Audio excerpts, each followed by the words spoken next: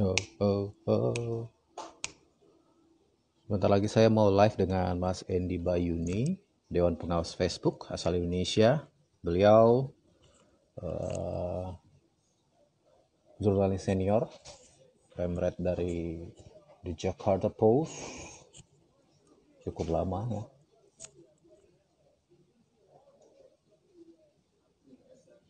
Hello Jasmine.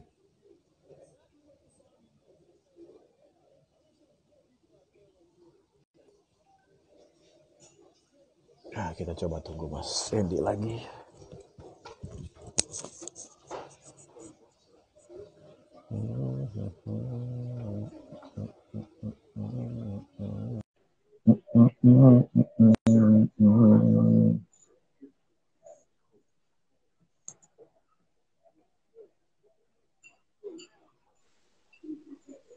Halo, Semoga ini lancar. Halo. halo. Ini Baik. kedengaran nggak suara? Sekarang dengar tapi videonya belum kelihatan. Oh, oke. Aduh, saya nggak tahu kalau itu. Em, di, Videonya. di layar saya keluar videonya. Gimana caranya?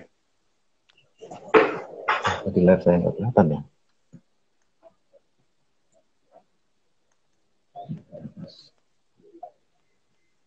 Tadi videonya bagus. Tadi Oke. dua-dua bagus. Sekarang belum kelihatan, Sekarang Mas. nggak keluar videonya. Video. Kalau saya lihat dua-dua, saya udah lihat dua layar di HP saya. Oh ya, Hmm, supaya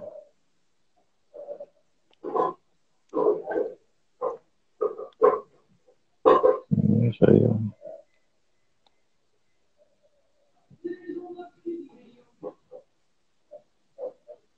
nggak bisa ya.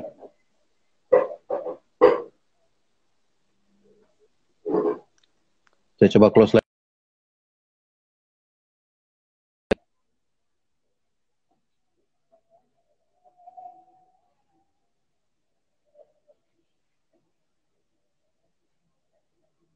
Aduh, susah banget. Coba lagi, Mas Andy. Apakah bisa masuk lagi? Aduh. Go live with Mas Andy.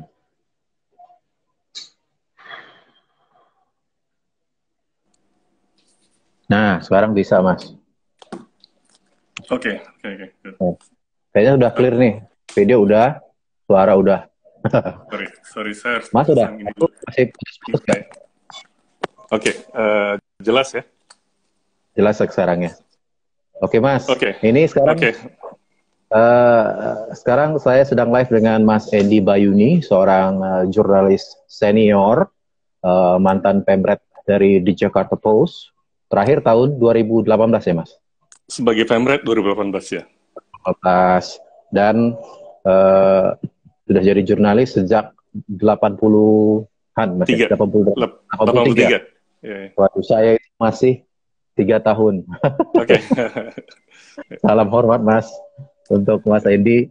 Dan ini kebetulan telah juga diangkat menjadi Dewan Pengawas Facebook, Ya. salah satu dari 20 orang di seluruh dunia, dan salah satunya dipercaya adalah warga negara Indonesia, asli Mas ya, Asli asli Indonesia. Indonesia ya, Ya. Ya.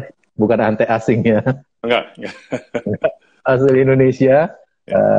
Mas Endi Bayuni. Mas, pertanyaan saya pertama adalah, eh, bisa diceritakan nggak, Mas, kronologinya itu kok bisa sampai ke Mas Endi, atau mungkin ada channel networknya atau seperti apa? Karena kan kalau saya Hmm. lihat profilnya Dewan Pengawas ini luar biasa ya, dari Ya. 20 negara di dunia, bahkan ada yang mantan Perdana Menteri Denmark ya, kalau tidak salah ya. Ya. Ya. Boleh cerita, Mas? Ya. Jadi emang ketika eh, Dewan ini akan dibentuk, emang ada kesepakatan anggotanya itu harus dari beragam latar belakang ya. Beragam Mhm. negara, tentunya etnis, kepercayaan juga menjadi pertimbangan. Salah satu Oke, yang mereka cari juga adalah wartawan atau mantan wartawan. Jadi mereka oke. mendapatkan politikus, mendapatkan aktivis HAM, pengacara, mantan jaksa, mantan hakim, ahli Mhm. ahli digital, kemudian juga ahli komunikasi. Di sana termasuklah ada beberapa wartawan, persisnya ada 3 wartawan atau mantan wartawan yang terpilih ke dalam dewan ini. Ya, saya salah satunya yang termasuk yang dipilih oleh mereka. Ya. Jadi tidak ada profesi yang dominan di antara 20 orang ini? Sama sekali enggak, cukup beragam. Dan emang dari awal tujuannya supaya keputusan yang diambil ini mempertimbangkan segala macam aspek dengan dewan yang latar belakangnya sangat berbeda, dengan harapan nanti keputusan yang diambil lebih sempurna ketimbang misalnya hanya dari orang ahli hukum saja misalnya. Oke. Nah, terus si dewan pengawas ini atau dalam bahasa Inggris disebut oversight board member ya. Yeah. Nah, mereka ini bagian dari struktur Facebook kah? Digaji oleh Facebook atau seperti apa, Mas? Jadi begini, emang dananya dari Facebook. Jadi Mark Zuckerberg, pendiri Facebook itu kan dikritik ya karena dianggap dia tuh terlalu berkuasa. Facebook pengaruhnya sangat besar, ada 2,4 miliar users di seluruh dunia. Dan pertanyaannya apakah dia bertanggung jawab kepada siapa masalah konten? Karena di konten Facebook dan Instagram ini ada masalah kan, kita harus akui juga konten yang isinya menyebarkan kebencian, menghasut orang untuk berbuat jahat, itu banyak ditemukan. Facebook sudah mengambil langkah-langkah yang perlu untuk menyaring ya, untuk memfilter posting-posting seperti ini. Ada misalnya AI, Artificial Intelligence, yang menyaring otomatis yang sifatnya pornografi, yang teroris. Tapi ada juga posting yang mungkin lolos dari Artificial Intelligence ini. Nah, ada tim Facebook yang menyaring, ada jumlahnya 35.000 orang di seluruh dunia, termasuk tim yang besar untuk bahasa Indonesia, untuk menyaring kembali yang lolos daripada mesin Artificial Intelligence ini. Kemudian mereka mengambil keputusan untuk mengatakan posting ini dibolehkan atau dicabut dari Facebook atau Instagram. Nah, itu pun juga masih belum memuaskan. Jadi ada keputusan yang mungkin usersnya keberatan kok Facebook mengambil keputusan gitu. Nah, terus kan pertanyaannya adalah siapa yang punya hak untuk menentukan mengambil keputusan terakhir. Nah, diciptakanlah Dewan Pengawas ini.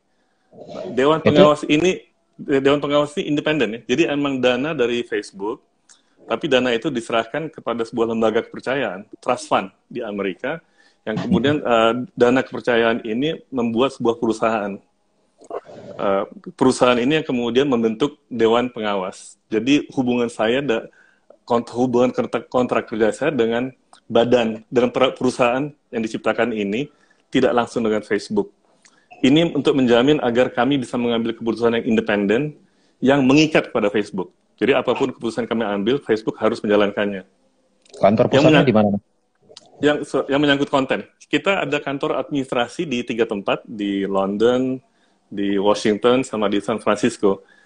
Semua anggota Dewan Pengawas kerja di negaranya masing-masing. Saya akan tetap di Jakarta. Kita bekerja secara online, ketemu ya secara periodik lah, untuk bertemu untuk mengambil keputusan mengenai konten daripada Facebook dan Instagramnya. Masa jabatan sampai? Ini kontrak selama 3 tahun, dan bisa diperpanjang untuk 3 tahun lagi.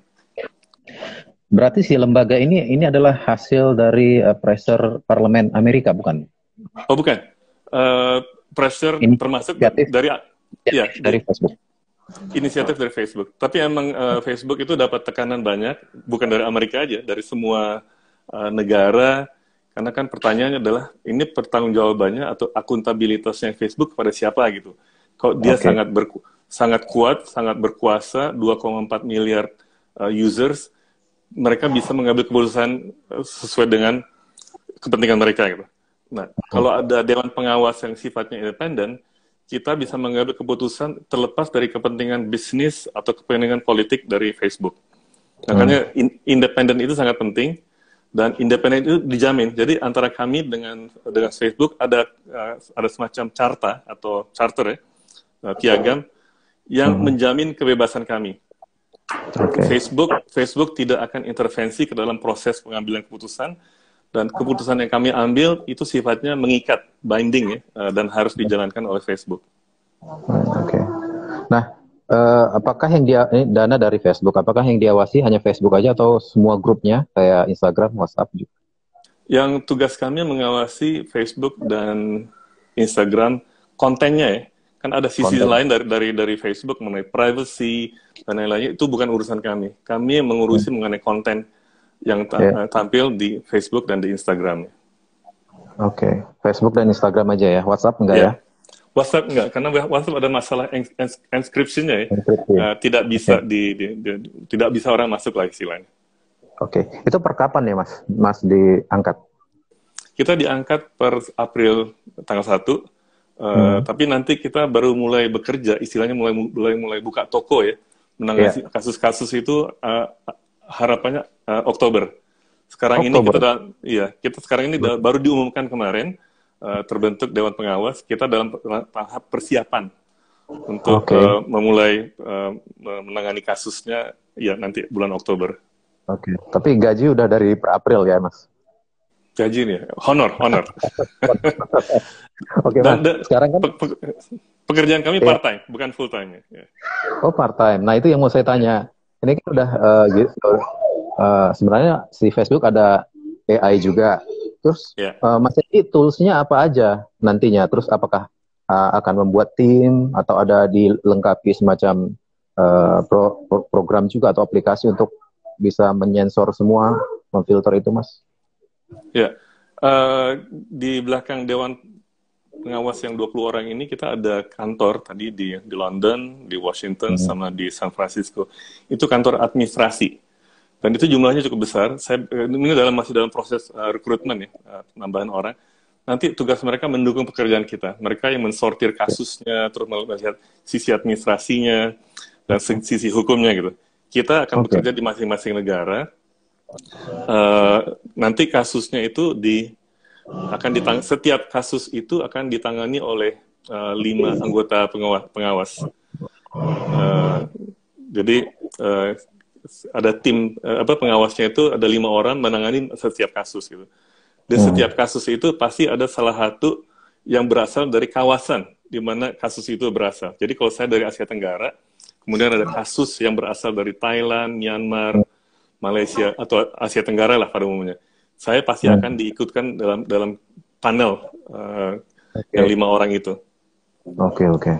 Mengenai tools-nya sedang diciptakan, case management tool-nya dan lain-lain. Dan ini juga dalam proses kita pembelajaran bagaimana menggunakan tools-nya dan aplikasinya. Yang pasti nanti untuk publik akan ada website di mana masyarakat bisa melakukan banding ya terhadap keputusan Facebook. Jadi kalau mereka ada, misalnya di Indonesia ada pengguna Facebook yang postingnya dicabut oleh Facebook, kemudian mereka keberatan, awalnya mereka keberatan disampaikan kepada Facebook. Facebook akan mendengar, kalau misalnya keputusan Facebook tidak memuaskan, bisa datang ke kami, ke Dewan Pengawas. Kita akan ada website, di mana nanti pengguna Facebook bisa datang pada kita untuk mengajukan keberatan terhadap beberapa keputusan yang diambil oleh Facebook. Harusnya nggak part-time dong, Mas, kalau begitu. Kita belum tahu, karena kita masih baru dibentuk. Awalnya kita semua masih ada pekerjaan masing-masing. Saya masih sebagai sibuk juga di Jakarta Post. Yang lainnya ada dosen mengenai hukum, ada pengacara. Mereka ada pekerjaan yang lain juga. Jadi, cuman kita belum tahu karena ini masih baru, sejauh mana keterlibatan kita dalam sehari-harinya menangani kasus. Kita ada keterbatasannya juga. Kita hanya 20 anggota dewan saat ini. Nanti mungkin akhir tahun bisa jadi 40. Kita belum tahu berapa kasus yang akan kita tangani, tapi tentunya sesuai dengan kemampuan kita. Jadi nanti kasus yang kami terima itu masih akan dipilih-pilih lagi. Ada skala prioritasnya, ada yang kita mengatakan ini mungkin harusnya sudah bisa diselesaikan oleh Facebook langsung tanpa harus dibawa ke Dewan Pengawas.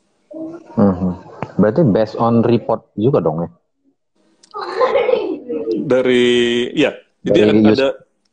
Jadi ada 2 sumber. Pertama dari Facebook akan ada rujukan. Jadi misalnya ada orang yang keberatan dengan keputusan Facebook disampaikan kepada Facebook, Facebook akan sampaikan kepada Dewan Pengawas.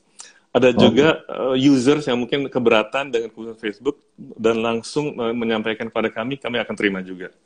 Oke.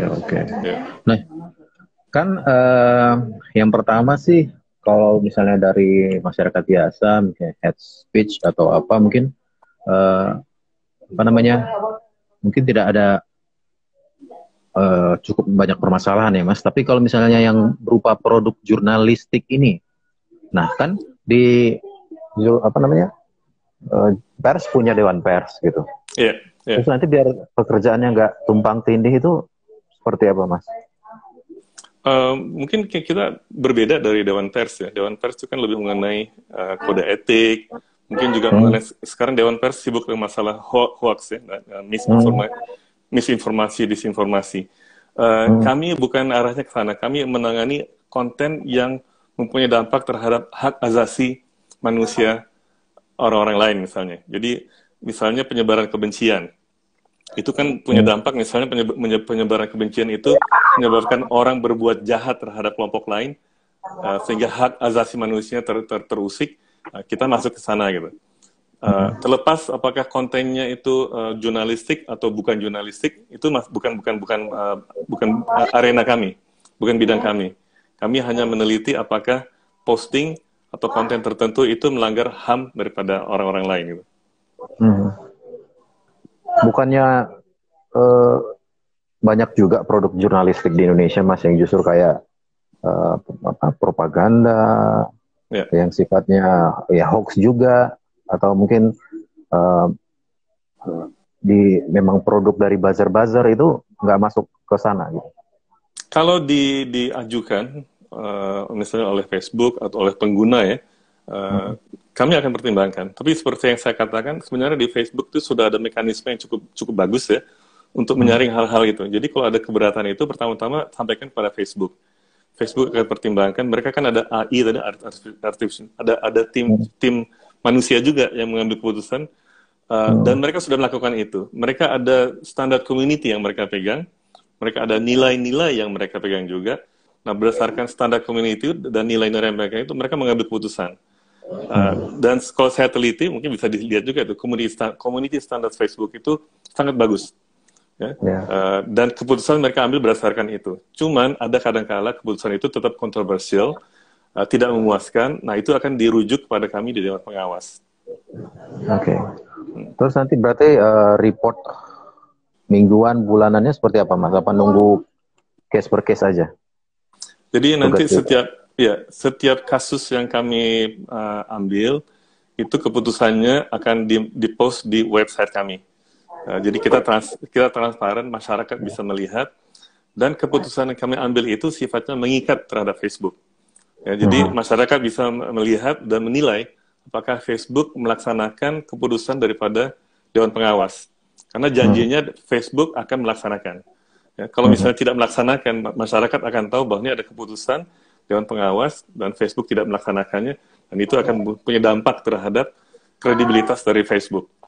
Jadi, tapi selain keputusan yang mengikat mengenai konten, kita juga dari kasus-kasus yang kami tanganin itu, ada pembelajaran yang kita ambil, kemudian mungkin kita akan merekomendasikan kepada Facebook untuk memperbaiki kebijakan konten. Nah, kalau ini rekomendasi, tidak mengikat, tapi ini berdasarkan pengalaman atau pembelajaran yang kami dapat ketika menangani kasus, ini kayaknya harus ada perbaikan dalam kebijakan konten Facebook. Itu akan kami sampaikan juga, dan itu juga bentuknya transparan, akan dimasukkan di website kami yang terbuka bagi masyarakat. Oke. Sekarang ke pengguna Facebooknya sendiri, Mas, khususnya yang kita di Indonesia, kira-kira problem dari user Facebook ini yang unik dibanding negara-negara lain apa ya? Yang paling mengkhawatirkan tuh apanya itu? Kalau pengamatan saya sih banyak konten-konten yang menyebarkan kebencian, ya, banyak konten-konten yang juga menghasut orang untuk berbuat jahat, yang masih lolos di Facebook terutama, dan juga kalau nggak salah di Twitter ya. Itu yang menjadi concern saya pribadi sebagai pengguna Facebook. Saya kadang-kadang juga harus mengelus dada gitu. Ini kok bisa lolos gitu ya. Dan saya khawatir terhadap dampaknya. Jadi kira-kira itulah mungkin masalah yang banyak di Indonesia sekarang ini. Tahun kemarin kita ada pemilu, sekarang ada COVID, dan banyak berita-berita yang beredar yang yang mungkin tidak akurat ya. Tapi kalau sejauh tidak melanggar hak asasi manusia itu bukan urusan Dewan Pengawas. Tapi kalau sudah menyangkut hak asasi manusia orang-orang lain, disitulah kami masuk untuk membantu mengatasi masalah ini. Oke, berarti nanti Mas kira-kira punya tombol apa itu ya, tombol ajaib gitu nggak sih? Misalnya Mas sendiri langsung bisa eksekusi, ini langsung dapat warning gitu, bisa jadi seperti itu nggak? Nggak bisa. Itu tombol itu ada di tangan Facebook. Mungkin contoh paling bagus ketika terjadi serangan teroris di Selandia Baru, di sebuah masjid, itu kan orangnya kan live streaming di Facebook. Iya. Ya, waktu menembak. Nah itu kan Facebook langsung mengambil keputusan, agak terlambat sih karena sudah berlangsung, agak terlambat. Tapi ya mereka belajar dari situ. Kemudian mereka kan blok kontennya itu live streamingnya. Cuma sudah keburu terekam dan sudah banyak, sudah viral ya, rekamannya itu. Kemudian perlahan-lahan coba dihapus di sana gitu. Nah itu bukan tugas kami, karena tugas kami adalah berdasarkan rujukan permintaan dari masyarakat. Kami perlu waktu juga untuk menangani kasus ini, karena ada masalah faktor bahasa ya. Karena ini kan Facebook kan dalam sekian banyak bahasa Indonesia termasuk salah satunya. Tapi harus proses terjemahan dulu, kemudian jadi untuk yang tadi ada tombol yang itu bukan tugas kami, itu ada di tangan Facebook sebenarnya. Dan sudah mereka tangani dengan cukup baik sih sebenarnya. Oke, berarti kecepatan bukan jadi concern untuk si Dewan Pengawas ini ya? Bukan, tapi kami menetapkan idealnya kasus itu sudah bisa diambil keputusan selama 2 minggu. Ya. Tapi akan ada tingkat kesulitan, mungkin ada faktor bahasa, ada kadang-kadang kita juga harus mengundang expert ya untuk mendapatkan masukan dari mereka. Jadi kasusnya itu diputuskan antara 2 minggu sampai 3 bulan, tergantung tingkat kesulitannya. Tentunya semakin cepat semakin baik bagi kami. Oke, nah Mas sekarang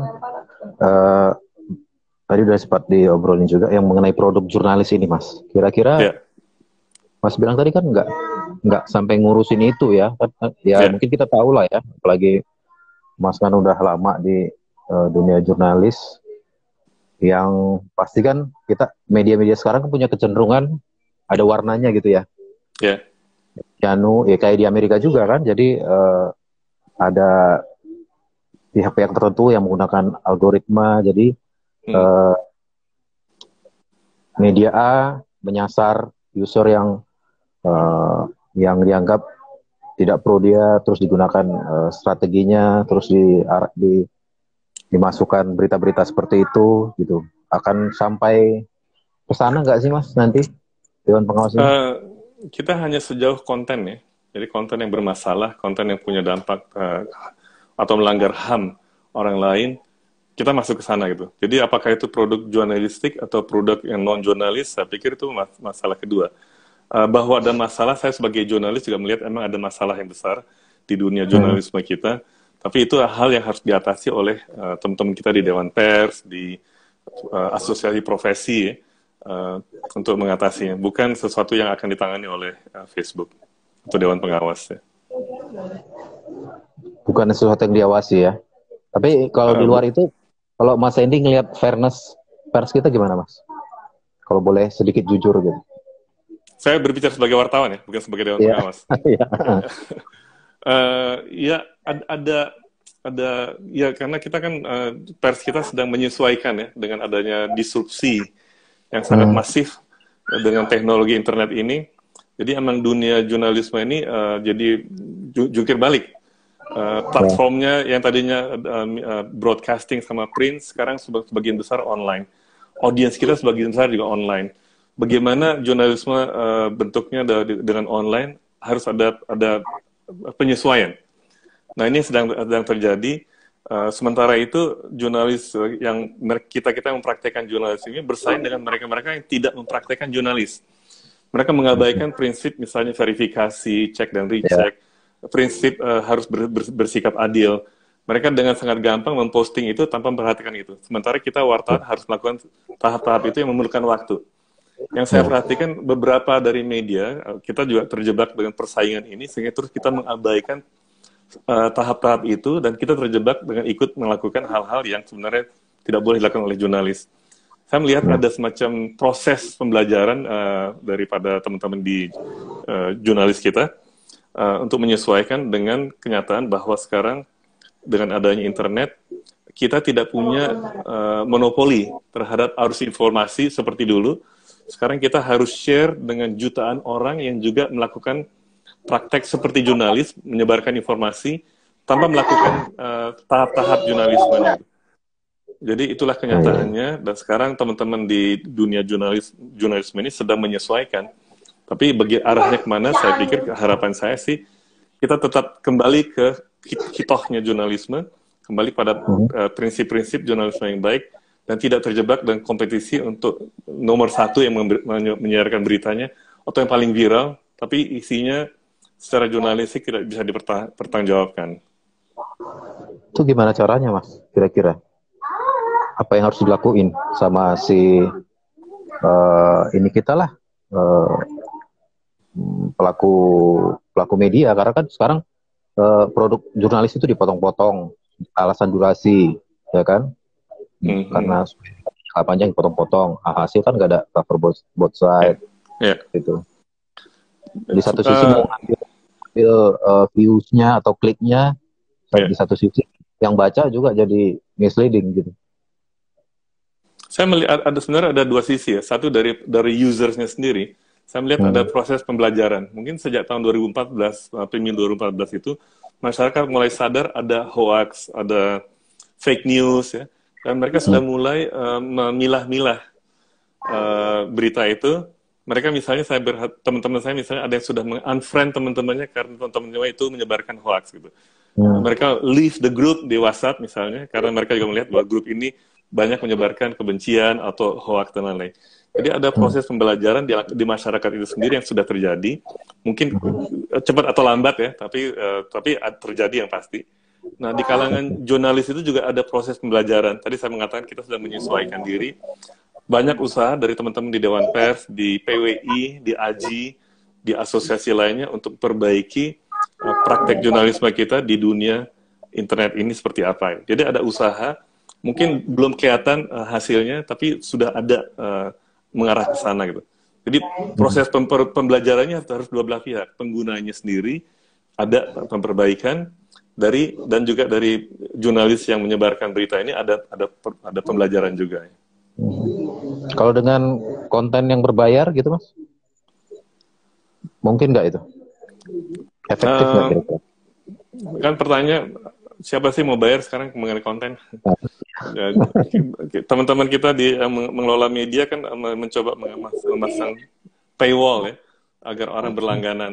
Iya. Ternyata maksudnya sebagian untuk besar menyaring ini loh, maksudnya ini media yang benar mana enggak, ya kita bikin aja daftarin. Oh, ini yang media-media yang berbayar, ya lo harus bayar gitu demi untuk dapatin informasi yang benar itu. Nggak mungkin gitu. Kayaknya enggak, karena sifatnya masyarakat ini kayak maunya yang gratis ya. Mau yang gratis dan yang bagus gitu kan. Nah, jadi teman-teman yang mengelola media ini harus bisa mengelola dengan baik konten yang menarik, tapi akurat, dan orang akan mengkliknya gitu. Dan mereka harus bisa bersaing dengan posting-posting yang bukan jurnalistik. Tantangannya berat, tapi saya yakin bisa. Kita harus benar-benar mempelajari bagaimana mindset daripada pengguna, apa sih yang mereka suka klik, ya, tapi tetap kita menyajikan produk jurnalisme yang baik dengan praktek-praktek disiplin jurnalisme yang kita terapkan selama ini. Oke, ini ditambah lagi nih Mas, apa namanya? Ada tren selebgram ataupun artis itu udah mulai membuat konten yang bisa dibilang udah nyenggol-nyenggol jurnalistik, Mas. Itu gimana? Mulai beropini, itu kan secara mereka followersnya banyak, itu gimana? Itu sebenarnya konsekuensi daripada teknologi internet.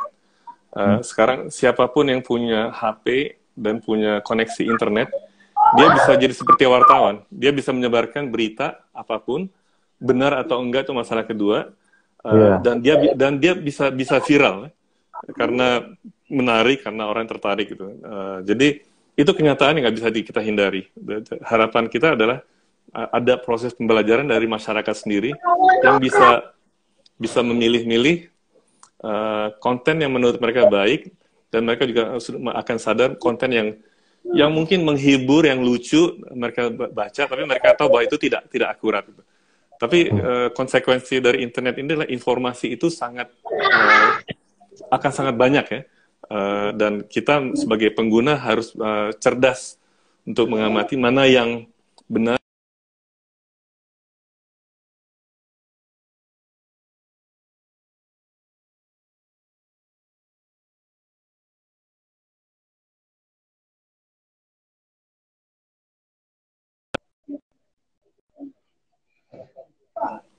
Halo, sambungannya hilang. Halo, Mas. Oke, ya.